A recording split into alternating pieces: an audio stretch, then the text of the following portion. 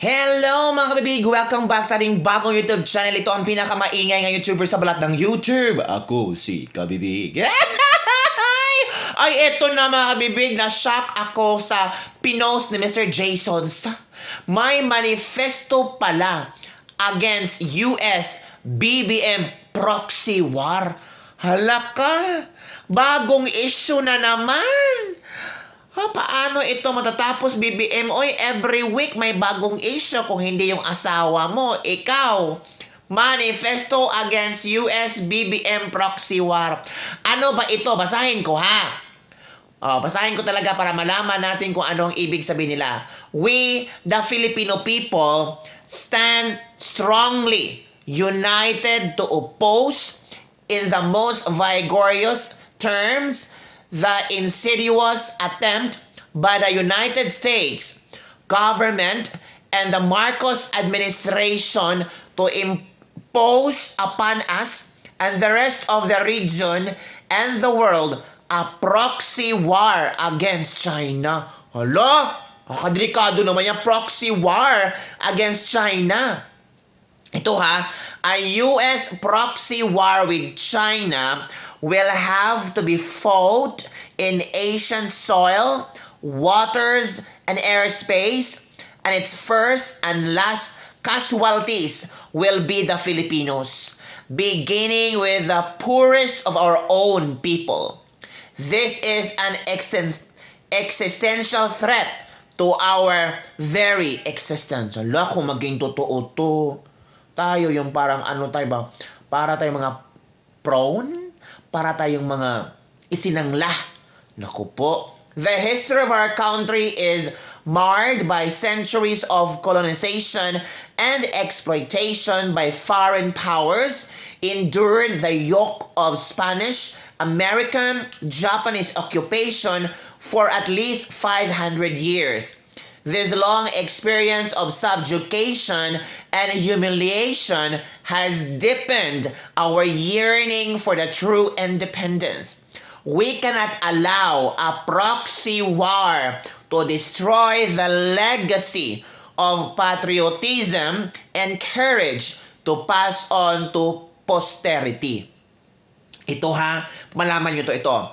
The United States has a long history of intervention in the affair of sovereign nations using economic, political, and military means to impose its dominance and further its own interests. The recent pivot to Asia strategy aimed at containing China's peaceful rise has led to the escalation of tension in the region using the Philippines, among others, as strategic pawn. Ang pawn pala yun in its dangerous game. Hindi prone, kundi pawn.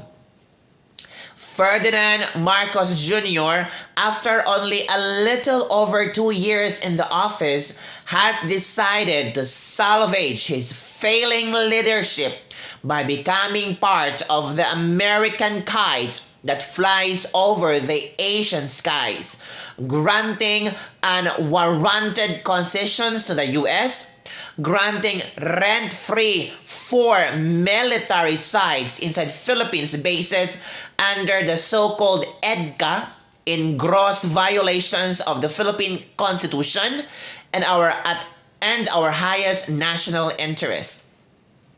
Ito pa ang sinabi nila. EDCA is an executive agreement banned under the Philippine Constitution Section 25 Article 18, providing that after 1991, foreign military bases, troops, and or facilities shall not be allowed in the Philippines except under a treaty duly concurred in by the Senate when Congress so requires, ratified by a majority of the votes cast by the people in the national referendum. EDCA is not a treaty, but grant to the U.S. rights expressly prohibited by the Constitution. EDCA, a blatant insult to the Filipino sovereignty, and naked provocation to China has been deceitfully posed as a valid response to the alleged Chinese provocations. The Ayungin incidents have been described as Chinese aggression, but a valid response to the US BBM EDCA military provocations. Ito, we strongly reject, as the world must reject, the false narrative that China has acted as a naked aggressor pala, in this non-lethal incidents. To begin with, China has been circumspect in making sure that no weapons of war were used and there were no fatalities in these unfortunate incidents. Oh, so yun na. And mangyayari ito, kailan ba ito mangyayari? Mangyayari ito ngayong April 24, Wednesday from 9 a.m. to 12 noon at the Quezon City Sports Club. Sino ba ang pupunta doon? Sina Attorney Harry Roque, sina Lorraine Badoy, si Sas Rogando Sasot, si Professor Ana Malindugoy, si Senator Francisco Kittatad, si Rigoberto Bobby Tinglao, at si Jeffrey K. Eric Celes. So, iniimbitahan ang mga, kung sino yung gustong makinig tungkol sa No to US BBM Proxy War, Coalition ng Mamamayan kontra Gera, and to sign the Manifesto for Solidarity. Kung gusto nyo mag-sign for Manifesto for Solidarity, may Zoom naman sila. So, pwede kayong sumali at pwede kayong makinig sa kung ano ang kanilang ilalathala, kung ano ang kanilang isi-share tungkol sa US BBM Proxy War. So ano ang iyong komento tungkol dito, mga kabibig? Mangyayari kaya itong manifesto na gusto nilang gawin, di ba? Itong manifesto against US BBM Proxy War. Marami ang nagsasabi na ayaw na nila na mga itong estilo na ang Amerika ay tawag dito? Makikilahok pa sa kung ano ang gobyerno ng Pilipinas. Bakit hindi pwedeng maging firm? Bakit hindi pwedeng tumayo at titindig si Pangulong Bongbong Marcos para sa ating lahat? Bakit tayo naging dependent sa Amerika? Ano bang meron sa Amerika na we cannot let go? We cannot move on. Sa panahon ni Pangulong Duterte, ang Amerika hindi masyadong makapasok eh. Parang the time it was freedom of the Filipino people.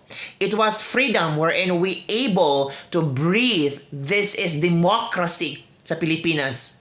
Pero ngayon parang lahat depende sa Amerika. Lalo na ang West Philippine Sea. Ay nako, ano ang iyong komento tungkol dito sa manifesto ng mga ilang tao na kung pwede, to sign the Manifesto for Solidarity. No to US BBM Proxy War. In fairness, maganda ang mga speaker ha. Attorney Harry Roque, Lorraine Badoy, si Sas, raming alam si Sas tungkol sa foreign policy. Si Professor Ana Malindog, for External Affairs, Asian Century Philippines, Strategic Studies, itong si Professor Ana. Si Senator Francisco Kittatad, itong si Bobby Tinglao, diba? At si ang host pala ay si K. Eric. So, marami kang matutunan, marami kang malalaman, at makapag-reflect ka kung kailangan mo bang mag-sign sa Manifesto for Solidarity against No to US BBM Proxy War. Comment down below. Bye everyone! See you next time.